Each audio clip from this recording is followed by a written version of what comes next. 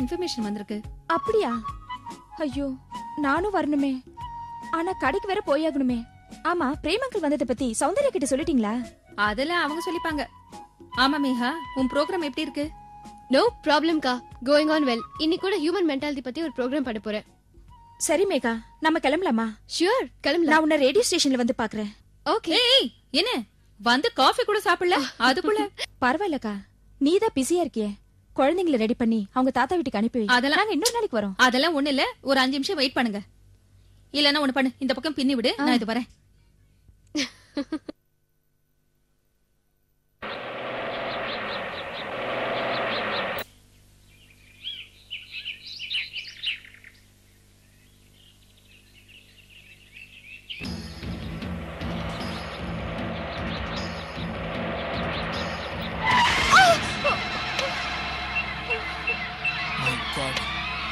I'm extremely sorry madam.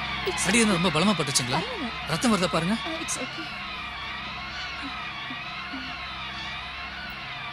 அழகான பொண்ணு மேல ஆக்சிடென்ட் பண்ண யாருக்கு தான் மனசு வரும்?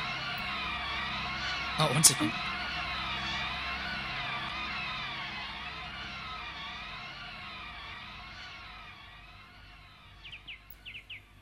இந்தாங்க. Thank you.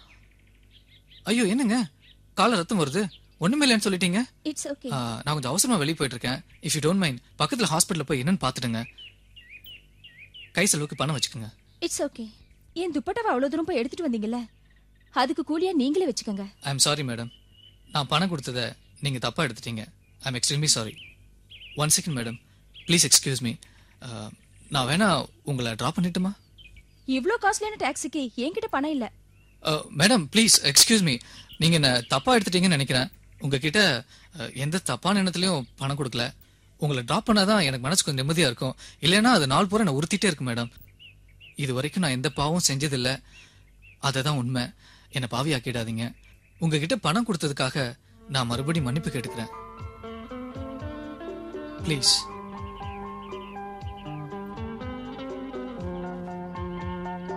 Okay.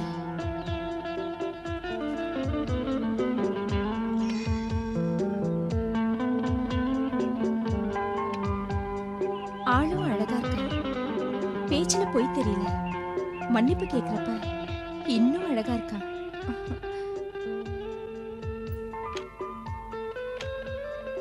At last என்ன மன்னிச்சிட்டீங்க. சாரி, நானும் அப்படியெல்லாம் பேசியிருக்க கூடாது. பேசுனதெல்லாம் ஓகே, ஆனா இந்த 4-5 லட்சம் ரூபாய் கார டாக்ஸி ஆக்கிட்டீங்களே. சரி, நாம இப்ப எங்க போறோம்? நாம இல்ல, நான் இப்ப ஆல் இண்டியா ரேடியோ போகணும். ஓகே.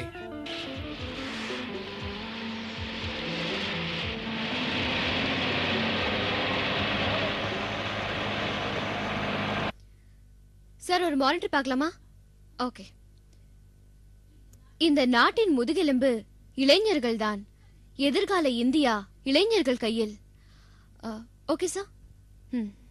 மேடம், உங்க சிஸ்டர் வைதேகி வந்திருக்காங்க. நீ போ, நான் வரேன். Okay madam. சார், ஒரு நிமிஷத்துல வந்துடுறேன். ஏய், என்னாச்சு? கால்ல காயம்? ஒண்ணு இல்லடி, வர வழியில ஒரு சின்ன ஆக்சிடென்ட், கார் இடிச்சிடுச்சு. என்ன நீ கார் வந்து இடிச்சது அவ்வளவு சந்தோஷமா சொல்ற? இல்லடி, உன் ப்ரோக்ராம நேரடியா பாக்கணும்னு கடையை சாத்திட்டு அவசரமா ரோட கிராஸ் பண்ணேன். அப்ப அழகான காரு, அழகான வாலிபன், அழகான இடி, அழகான வீக்கம், அழகான பிரேக். யாரவன்? யாருன்னே தெரியலடி. ஆனா பணத்திமிர் உள்ளவனு மட்டும் தெரிஞ்சது. நானும் அதை புரிஞ்சுக்கிட்டு அவனுக்கு லெஃப்ட் அண்ட் ரைட் குடுக்கற மாதிரி பதில் கொடுத்துட்டு வந்துட்டேன். அப்பா வாங்கி கொடுத்த கார்ல அப்பா கொடுத்த காசுல பெட்ரோல் போட்டுட்டு ஊரை சுத்துறான். அவன் அப்படித்தான் பேசுவான். இல்லடி, நானும் முதல்ல அப்படித்தான் நினைச்சேன். ஆனா என் கால்ல அடிபட்டதும் அவன் முகத்துல தெரிஞ்ச வேதனையும் மன்னிப்பு கேட்ட விதமும், நான் திட்டினதுக்கு பிறகும் வேணான்னு பல தடவை சொல்லியும் கேட்காம அவன் தான் இங்க கொண்டு வந்து டிராப் பண்ணான். நிச்சயமா அவன் நல்லவன் தாண்டி. ஆளும் நல்லாதான் இருக்கான். Very handsome. திட்டினே தவிர எனக்கே அவனை இன்னொரு தடவை பாக்கணும் போல இருக்கு. ஓகே ஓகே, பெட்டா ஹெலிகாப்டர்ல போய் தேடுவ போல இருக்கு. சரி, எனக்கு ப்ரோக்ராம்க்கு டைம் ஆச்சு. நீ கேபின்ல போய் லைவா பாரு, சரியா?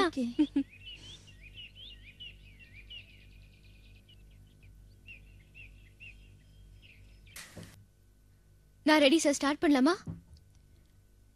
நேயர்களுக்கு உங்கள் மேதாவின் அன்பு கலந்த வணக்கம்.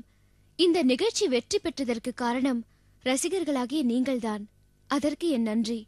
இன்றைய இளைஞர்கள் என்ற தலைப்பில் வித்தியாசமான மனிதர்கள், வித்தியாசமான எண்ணங்கள் பற்றி கூறப்போகிறேன். மனிதர்களை பார்த்தவுடன் எடை போடுவது எவ்வளவு தவறு என்பதற்கு இன்றைக்கு என் தோழிக்கு நடந்த சம்பவமே உதாரணம். ஒரு பணக்கார வாலிபன் தன்னுடைய விலையுயர்ந்த காரில் வரும்போது எதிர்பாராத விதமாக ஒரு பெண்ணின் மீது மோத நேரிடுகிறது.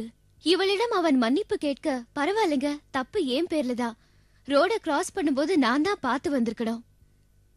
தப்பு யார்தா இருந்தாலும் அடிபட்டது உங்களுக்கு, வாங்க ஹாஸ்பிட்டலுக்கு போலான்னு தன்னோட கார்லயே ஏத்திட்டு போயிருக்காரு. இன்னும் மனிதாபிமானம் இருக்கிறது என்றுதானே அர்த்தம்.